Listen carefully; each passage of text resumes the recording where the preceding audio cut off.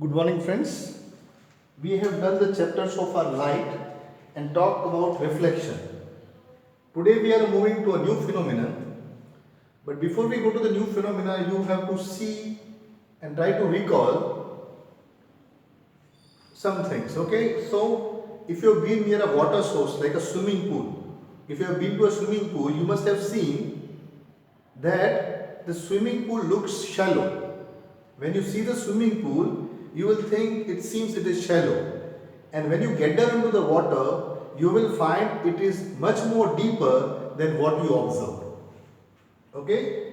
So there is a phenomenon, what you can see here, a swimming pool with clear water, and you can see the floor of the swimming pool. When you are standing out at a distance from the swimming pool, you will find that the pool looks very shallow. But when you actually step into the swimming pool, you will find out that the pool is deeper. Similarly, you can try one activity at home. Take a transparent glass, fill it with water. Okay? Take a transparent glass and fill it with water.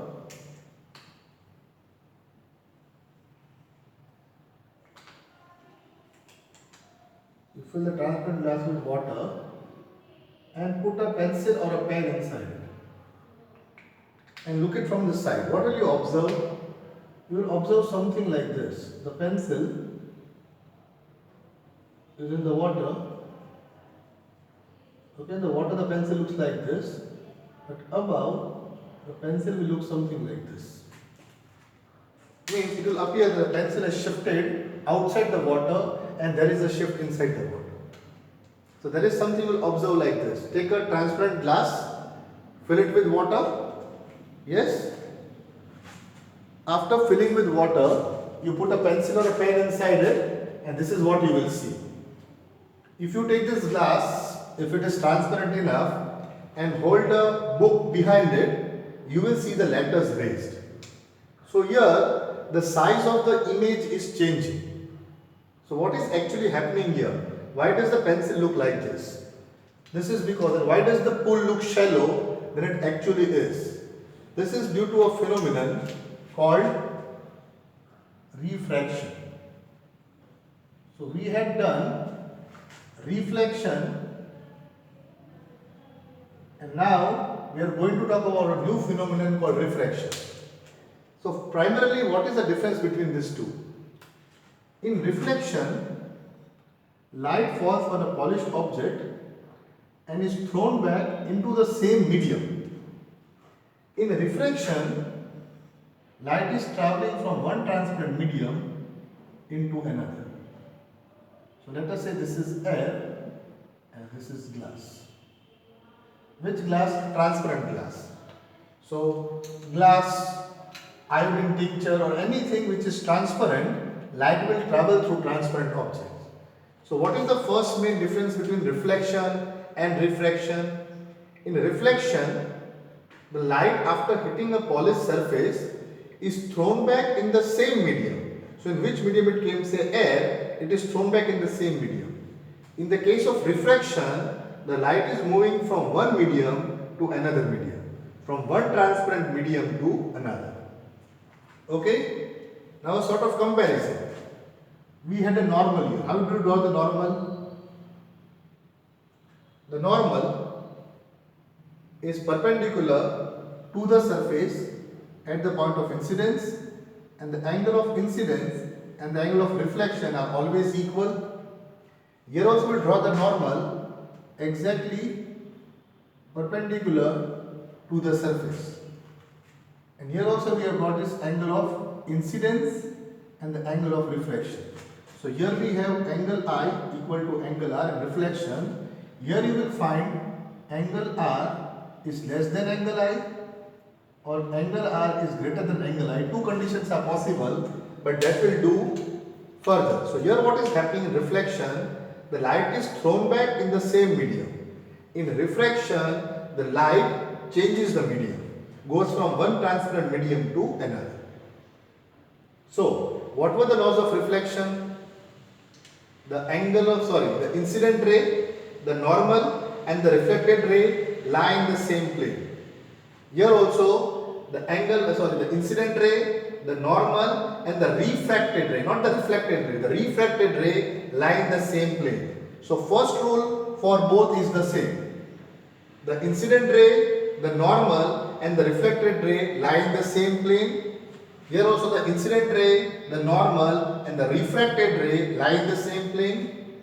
For reflection, the second law, angle I is always equal to angle R. Now how do you find angle I? The angle between the incident ray and the normal is angle of incidence.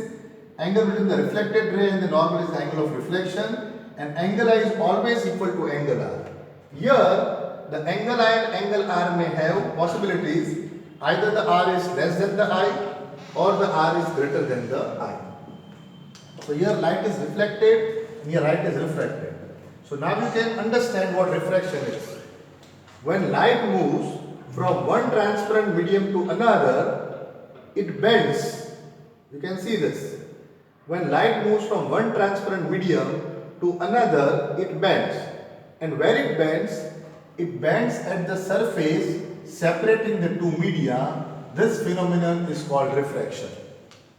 Okay? Till here, the light is traveling in a straight line. For example, if the light did not bend, say the light did not bend, then the light should have traveled like this, straight. If there was no bending of light, it would have traveled straight, but there is a bending of light. The light has bent here. So, again, what is refraction? Okay.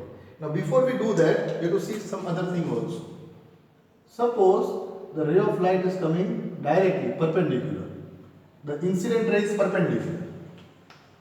Okay? Exactly perpendicular to the surface. This is air again, and this is glass. So when the incident ray, so what is the normal? This itself is the normal also. The normal and incident ray are on top of each other. The angle of incidence is 0. So because the angle of incidence is 0, the angle of refraction will be 0 and light will go straight down. So in this condition, there is no bending of light. When light falls perpendicular on any transparent medium, it does not bend at all, it goes straight inside. So, if you want to know the depth of the swimming pool, you will have to go very near to the swimming pool and then see perpendicular downwards. If you look perpendicular downwards, you will know the exact depth of the swimming pool. But if you look sideways, we'll see what phenomenon occurs here. We'll try to find out what phenomena actually occurs here. Okay? So we'll see the phenomenon and we'll come to it. Now, that is for a later part. Right now, you can see this. So, oblique light is there. Oblique ray of light. So, again, the definition of refraction. You can write down when an oblique ray of light, when it is given in the textbook also, but the words are when an oblique ray of light moves from one transparent medium to another, it bends at the surface separating the two media. This phenomenon is called refraction. You can see light is falling on the object, the pencil, outside the water. Inside the water it is falling and coming to your eye. But the bending occurs only at the surface. The light is coming to your eye, you will see the pencil here. This light coming to your eye, you will see the pencil here. Means the light has bent. This took, yes, the light has bent. So refraction is the bending of light. So in very simple terms, refraction is bending of light. And again I repeat the definition. When an oblique ray of light moves from one transparent medium to another, it bends at the surface separating the two media. This phenomenon is called refraction. Okay? Now a question will come to your mind. Why does the light bend? Okay, why does the light bend? And the answer is because of the speed of light. Light travels the fastest in vacuum. Means there is no media at all.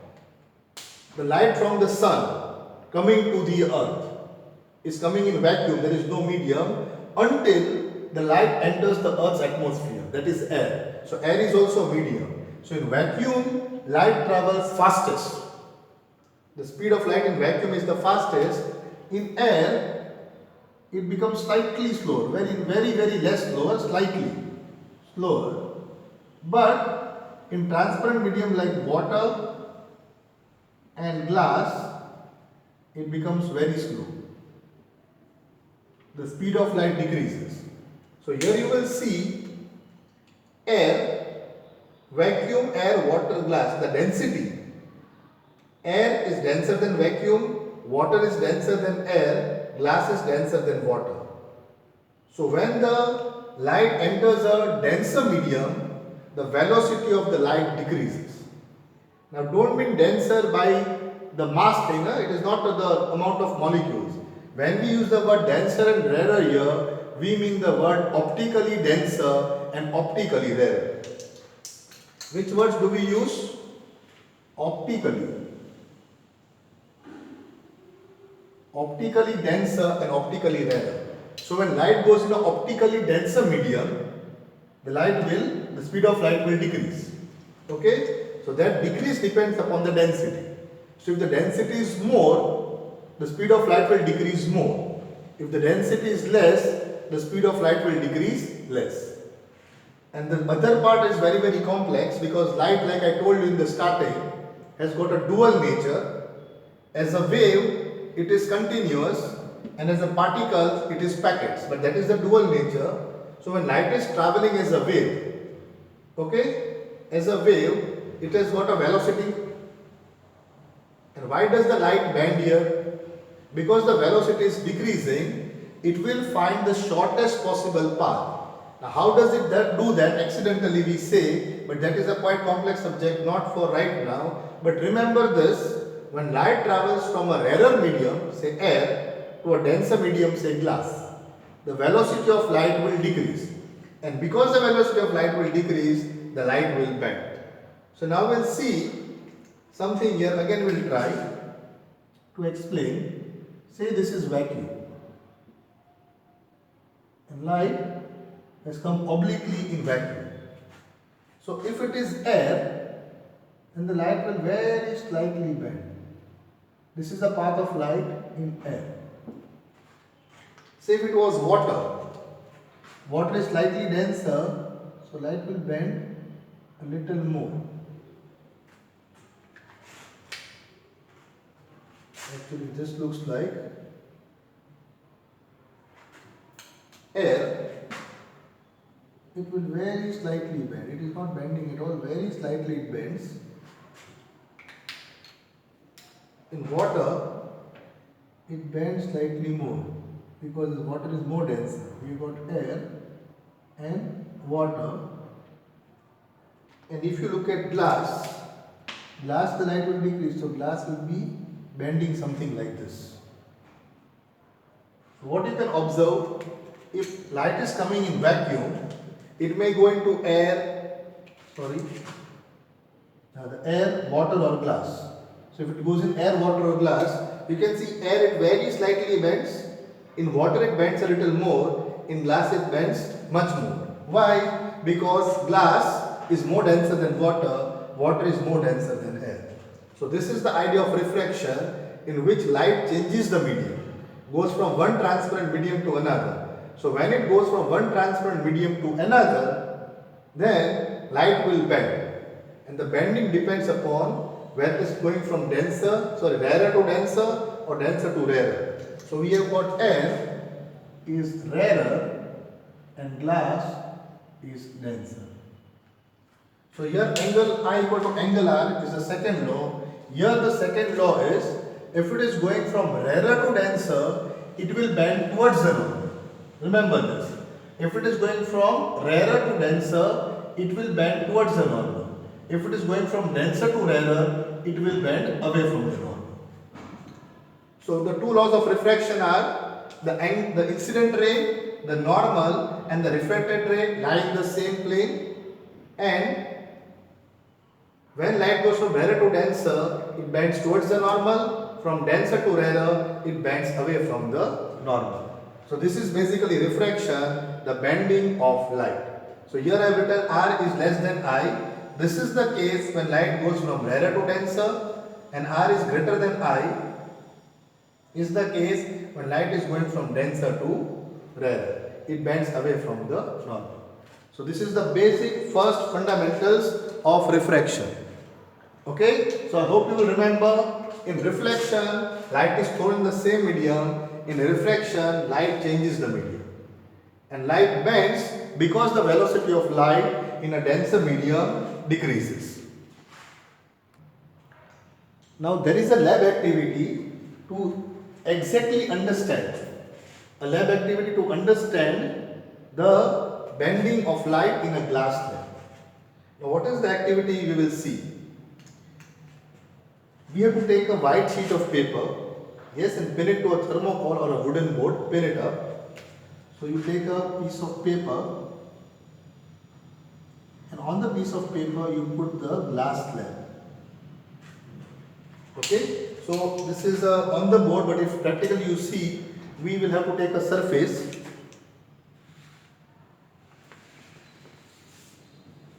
Say a white paper, yes. This is a printed book, but we need a fully white paper.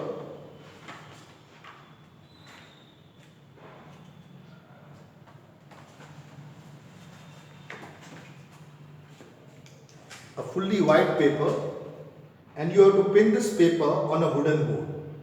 And this is like a glass slab. You will put the glass slab in the center of the paper and draw the outline of the glass slab. Okay? So I am trying to show you the activity what is done in the lab. You take a white sheet of paper and pin it to a wooden board or a thermocol, and in the center you put down a glass slab. The glass slab is slightly thick, made of glass. It's a rectangular shape, just like this, but made of glass. Okay? You draw the outline. After you have done this, draw one incident ray towards the glass slab. Okay? Incident ray. And what you have to do, you have to fix two straight pins on the glass slab. I'll try to demonstrate you here. So, what I have done, this glass slab I have taken, put it here. Yes, I draw incident ray and I try to put two pins. Two pins in the straight line behind the glass slab, like this. The two pins should be in a straight line behind the glass slab. Now what I do, I bend and see those pins across the glass slab. I have to take two more pins and see across the glass slab, and I have to arrange two more pins in such a way that all the four pins come in a straight line. But how do I see? I have to see through the glass slab. So I put two pins here in a straight line, two pins were in a straight line, and then looking through the glass slab, I fixed two more pins here in a straight line such that all four pins appear in a straight line. So you will see when you do that and see across the glass slab and put the pins will come something like this. So when you look through the glass slab, you will look like all the four pins are in a straight line. So if I try to arrange this two on this side and the third one here, then the arrangement is something like this. So when you will fix the pins and mark the spot and then remove the pins and draw a line, you will find that the light traveled here. Now what you can see here is, what did you see here? When you are looking through the glass slab, you will find all the pins are in a straight line. But when you look from the top, that light was traveling like this, then from here to here it went like this, and then again it continued the straight path. So now this glass slab has got two surfaces, so there will be two normals. Normal 1 and normal 2. So what you can observe here, this ray we took in air, so light went from air to glass, and on the other side from the glass it again went back to the air. So if you do this activity in the laboratory, you will have light coming from air. We cannot see how it goes in the glass, but here we can see what the pins. Two pins were put on one side, and looking through the glass slab, other two pins were arranged that all the four in a straight line. But when looked from the top, they are not in a straight line. These two pins were like this was like this, here light has bent. So here the bending of light has taken place. Now what you can observe, what you can observe, if you draw this normals, you will observe normals that when light went from air to glass, it bends towards the normal. So now this angle is called angle I, the angle of incidence. This is called small one, angle R, angle of refraction. And now here the light is coming back again into the air. This is called angle E, the angle of emergence. So air to glass incidence, then glass and the surface inside is refraction, and when it goes out we call this emergence. Now if you take a protector and measure them, you will find angle I equal to angle E. Angle of incidence equal to angle of emergence, and this angle and this angle will be equal because the lines are parallel. Alternate angles are equal, so this is also R and this is also R. So what you can see here refraction is occurring at two surfaces. If you look at the first surface, this is angle of incidence and this is angle of refraction. If you look at the second surface, this is angle of incidence and this is refraction. But we don't want to change the names, we'll call this incidence and this refraction and this emergence. So when light is traveling from air to glass, this is incidence and refraction. When glass to air, refraction and emergence. Now if you measure the protector, I and E will be equal. Okay, I and E will be equal. So this is what is actually happening in a glass slab. Yes, when we see the pins fixed like this and other two pins fixed on the other side, they all look in a straight line. But when you will look, it will draw something like this. Now imagine there was no glass slab. Just imagine there was no glass slab. If there was no glass slab, the light would have traveled straight. But because of the glass slab, it bent. If there was no glass slab, the light would have traveled straight. We draw a line. But because of the glass, it bent. So because it bent, this original ray of light and the emergent ray both are parallel to each other. They both are parallel at a distance. This distance is called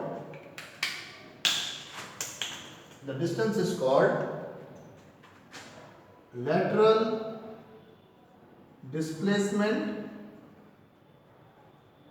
or lateral shift. Are you following? Here the light is bending towards the normal, here it is bending away from the normal. If there was no glass slab, the light would have gone straight. Now this original ray of light and the emergent ray will be parallel to each other. Okay, they will be parallel only and but separated by a distance given by the letter D. The D is called lateral displacement or lateral shift. Okay, lateral displacement or lateral shift. Now, the lateral displacement or lateral shift depends upon three conditions. Condition 1, the angle of incidence. The angle of incidence. If the angle of incidence is more, the lateral shift will be more. So one thing is angle of incidence. If the angle of incidence is more, the lateral shift will be more. Second, thickness of glass slab.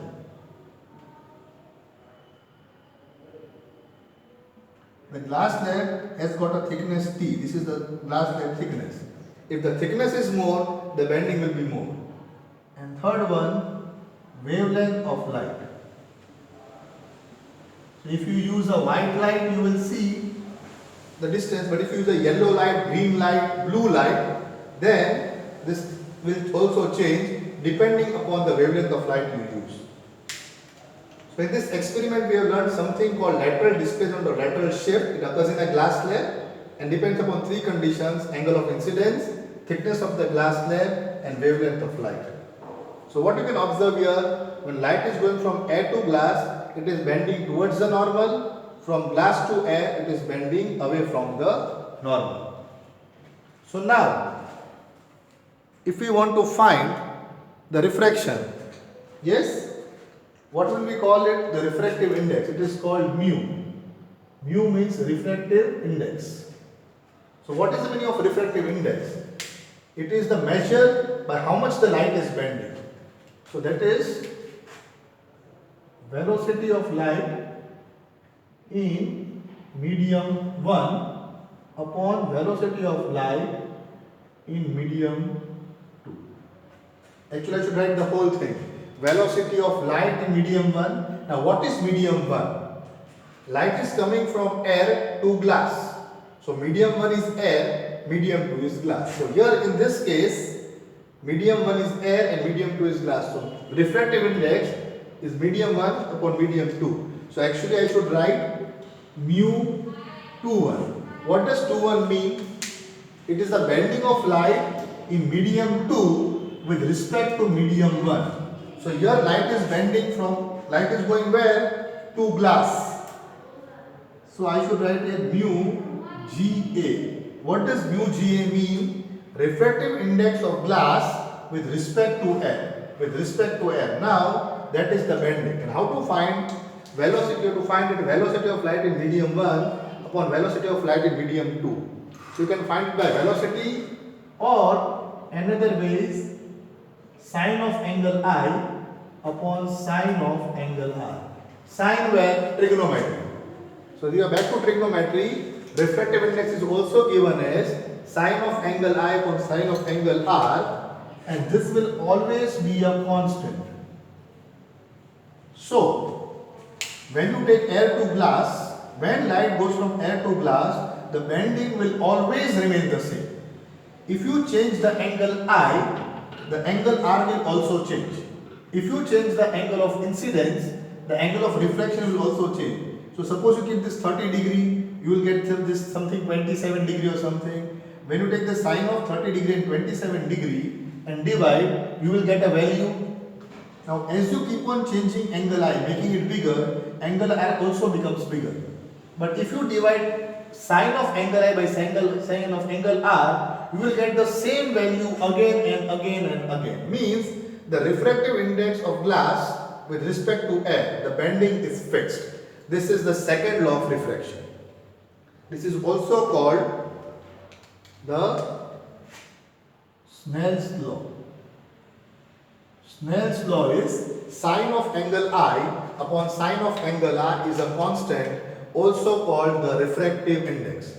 So what is the refractive index? It is the measure of the bending of light. And what does the bending of light depend upon?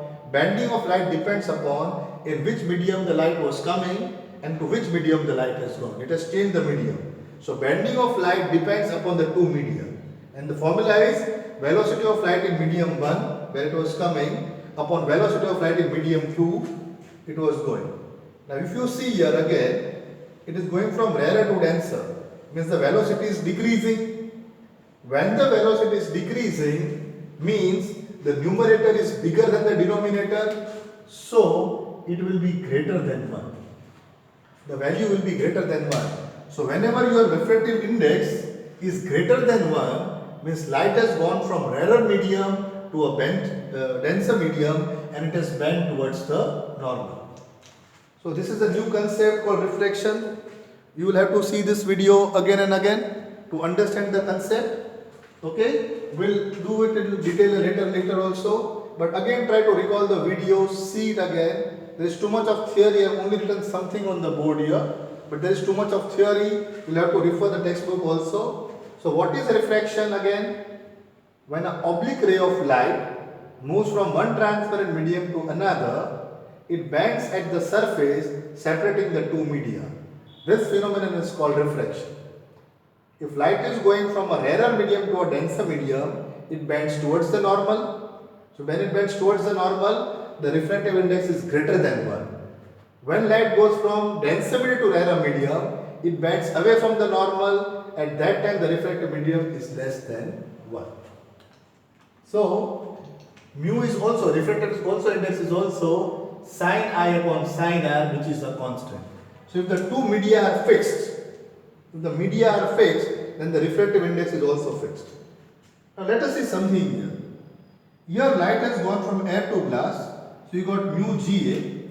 Here it is going from glass to air, so you write refractive index of A with respect to G. And what you will find, because it is air, glass, air, by the same, see when it goes from air to glass, how much it bends inside, when it goes from glass to air, the same amount it bends outside. So you can even get, right, mu glass to air is inverse of refractive index of air to glass. Now, how do we show this? So there is an experiment also which can be used to show this. Okay, it's a demonstration or experiment. If you have a swimming pool, okay, swimming pool, and we take a source of light. The source of light puts light on the swimming pool. There is light. Now at the swimming pool, the light will bend. It's bending here, the light is going and bending. Now if you put a mirror here, mirror exactly perpendicular to this, exactly at 90 degree, then the mirror will throw the light again back here. So light went from the source of air, it has gone inside the water. Here the bending has taken place.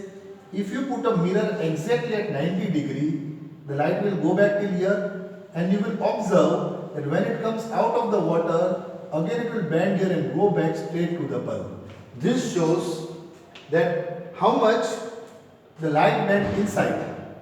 When going from air to glass, air to water, sorry, how much is light bent inside by the same amount it has bent when it went from water to air outside. So this formula can be seen by this practical demonstration. Okay, a swimming pool, a source of light like a torch or something thrown on the water, and here exactly 90 degree you put a mirror, the light will fall back exactly on the torch. So that has to be tried, that has to be worked out, but this is what we get. So when it goes from rarer to denser, how much it bends inside towards the normal. When it goes from the denser to rarer, it bends out exactly by the same value. So this is only the first lecture on refraction. I am going to end here. You might want to see the lecture 2, 3, 4 times to understand detail the concept of refraction. So I'll end here. Thank you.